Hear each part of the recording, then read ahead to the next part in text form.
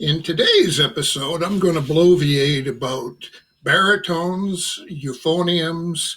I'll mention a little about Saxhorns, and I'll mention Cerveny and Moritz and Weiprecht.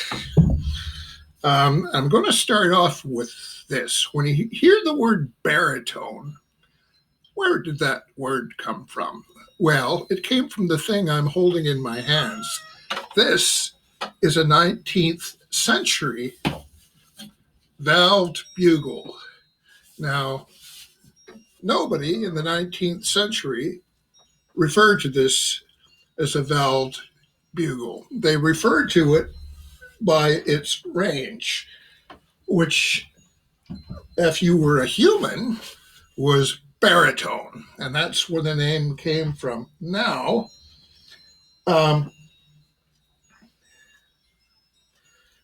this thing is also called a baritone. And the sax horn, the small bore horn that you see in British brass bands, is also called a baritone. And only one of them is a baritone.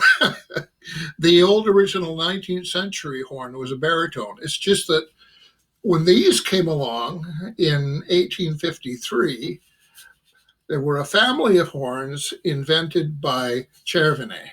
Now, they came in all sizes. They came in the baritone size. They came in the alto size. But what are they? Well, this little horn is referred to as an alt horn. It's an alto horn. And it's referred to everything, including call me late for dinner. But what is it really? Well, this, if you ask the guys that work in the actual factories, of which there are two connected with these from the earliest days, there's the Cerveny factory. They're still making them today. And this was made allegedly by St. Petersburg in the Soviet Union. This is an old St. Petersburg. I don't know if that'll show up there, but this is an old St. Petersburg horn from the Soviet Union days. If you ask the guys that work in the actual factories, not spin-off factories, but the originals, and that would be the Cerveny factory and the St. Petersburg factory, they will tell you that these are called tubas. The little one is an alto tuba, and the bigger one is a baritone tuba.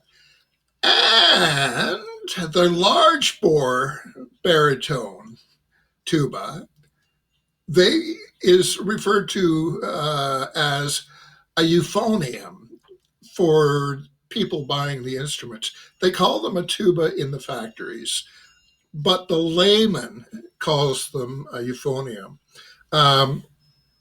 There's no such thing as a modern baritone. What you have is these things, or you have the upright version, or you have another instrument, which is the sax horn. But it's a sax horn. It's not a tuba. And I'll get into why in a moment. If these things look like your Ricky Wagner tuba, there's a reason for that. Either, I can't remember the backstory, but either Ricky Wagner, the filthy little anti-Semite, which is why I call him that, or the guy that first made the Wagner tuba, saw that shape and was gassed by it. Oh, it's perfect for Wagnerian stuff. And so that's why that shape was taken, and the length was doubled. And there are umpteen reasons for that. If you're going to sacrifice guys in your orchestra to play this middle and lower voice, it's going to be horn players, because you got lots of them. You can have up to 12 horns in an orchestra, and you can sacrifice 4 and put 2 of them on F and 2 of them on B flat Wagner tubas. Poor guys. Anyway, So who was Cerveny, and how does he tie in with the tubas? Well, if you look in the history books and a lot of stuff online, it will be claimed that Moritz and Weipert invented the tuba. No, they didn't. What they did was they took the bass instrument with clapper keys, the ophicleide, from the early on in the 19th century, grafted a valve block onto it, and if you Google that, if you Gurgle that, and look it up, I'm sure you'll find some of the original Weipert tubas. They're still in existence, but they're not a tuba. They were an experiment cross pollinating and crossbreeding an ophicleide with longer tubing in the vocal area. Poor thing. And that thing got its arse kicked to the wall when Cerveny came along, and he invented a whole family of tubas from the tuba shape. He referred to as tuba form. He was referring to the shape, that upright shape and the straight bell and everything. And they came in three forms. They came in tuba form. They came in what we associate with Wagner. Um, that shape is often referred to as Baltic brass.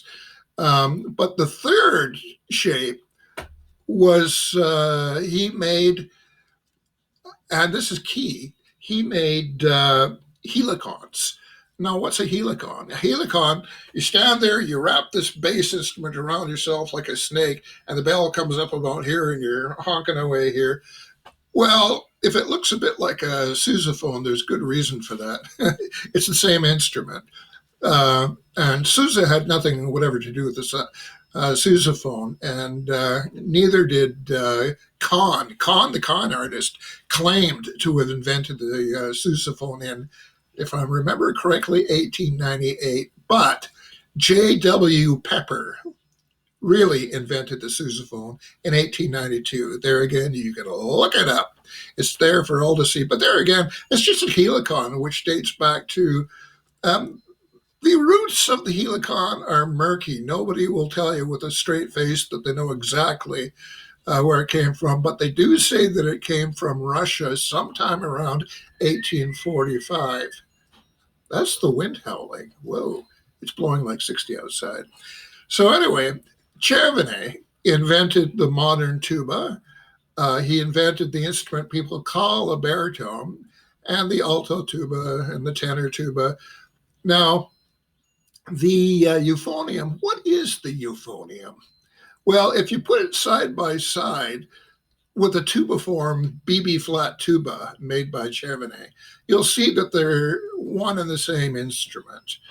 Um, that's all a euphonium is a large bore a large bore baritone or a large bore tuba in tuba form. It's the same instrument, just done to a bigger scale. All of these instruments, everybody should go on a site that sells antique brass and get themselves one of those little antique bugles that it's got a really large bell and it's tapered like that, and you could put clapper keys on it and turn it into a keyed bugle, or you could put valves, rotary valves on it and call it a valve bugle or flugelhorn, or you could make a few adjustments and call it an infantry Saxhorn, which is what the modern flugelhorn really is. Now, the name baritone is a carryover from the early days of brass. That's why the word is still floating around today. And this happened a lot. Like if you look at the history of all kinds of instruments that developed over the years, you'll find that they bear the name of a previous instrument because that's what guys were familiar with at the time, and that's what they kept on calling it. Now, I've lost my train of thought. It's derailed. Uh, um, oh, yeah. Now, word on St. Petersburg um, instruments, winds and brass. and the Cerveny horns. Now, Cerveny is still in existence, but now, how did St. Petersburg get to make these instruments too? Well, when the USSR was marching west, they took everything in their path and they appropriated all the music instrument companies and put them under one umbrella name, St. Petersburg. So if you got a St. Petersburg instrument, it's not necessarily a tuba. They also made clarinets and flutes and oboes and everything else, and strings, anything to do with musical instruments.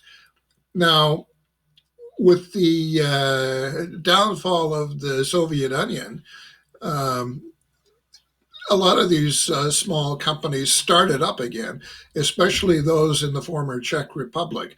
It was called Czechoslovakia back then, and it's now the Czech Republic and Slovakia. And a lot of those companies uh, shrugged off the shackles of Soviet dominance and started making instruments under their own names again. Some of those companies' names will be familiar to you. Um, see, a lot of the Bohemian instruments were under the Soviet umbrella. So, if you're familiar with Bohemian instruments of indeterminate pitch from the 19th century, you'll be familiar with these old instruments. Some of them were pretty chunky, and others. If you look at St. Petersburg instruments, and if you acquire a whole bunch from when the Soviet Union was in power, you'll find right away that they vary wildly in quality and technique and everything else. Well, it's because the companies bearing the name St. Petersburg were originally independent little companies. And if they were good manufacturers, the St. Petersburg brand inherited that. But if they were junk, well, the St. Petersburg brand inherited that too. Um, so there you go. In simplest possible terms, there's no such thing as a modern baritone or a modern euphonium. They're just different versions of the tuba, and there's small, medium, and large bore. Now, what's the difference between these instruments and saxhorns? Well, saxhorns are derived from the valved bugle starting in 1830. Now, Sax patented the saxhorns in 1844. Cerveny patented his tuba family in 1853. Saxhorns differ from tubas in that the lead pipe on a saxhorn, just like in an infantry saxhorn, which everybody miscalls a flugelhorn, the lead pipe is straight. Or sometimes there's tuning in the lead pipe, and it has to be straight for you to go. Tubas have a conical lead pipe, so that's how you tell the difference between a tuba and a tuba instrument that's misnamed a euphonium or a baritone. If it has a conical lead pipe, it's a tuba. And if it has a straight lead pipe, it's probably a saxhorn. If it's very old and it has a straight lead pipe, it will be a member of the valved bugle family, a leftover from the 19th century. So there you go. Now you know everything there is to know about small, medium, and large bore things we call baritones. Some are tubas, some are saxhorns, some are 19th century relics that belong in a museum. Ta-ta!